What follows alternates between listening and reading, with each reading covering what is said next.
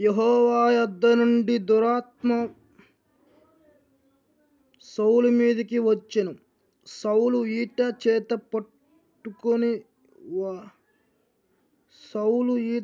పట్టుకుని ఇంట కూర్చుండి ఉండెను. దావీదు సితారా వాయించుచుండగా సౌలు ఒకే దెబ్బతో దావీదును గోడకు పొడుచునన్న తాత్పర్యము కలిగి ఈట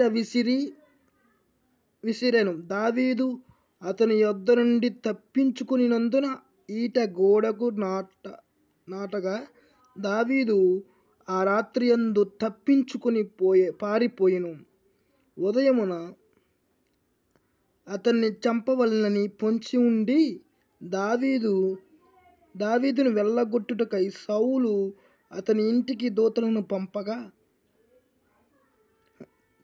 దావీదును పట్టుకొనుటకై సౌలు అతని ఇంటికి దూతలను పంపగా దావీదు భార్య అయిన మీకాలు, ఈ రాత్రి నీ ప్రాణమును నీవు దక్కించుకుంటేనే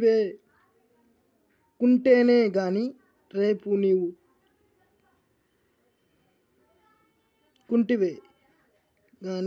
రేపు నీవు చంపబడుదువని చెప్పి కిటికీ గుండా దావీదును దింపగా అతడు తప్పించుకుని పారిపోయెను. 1 సామ్యూయల్ 19:19,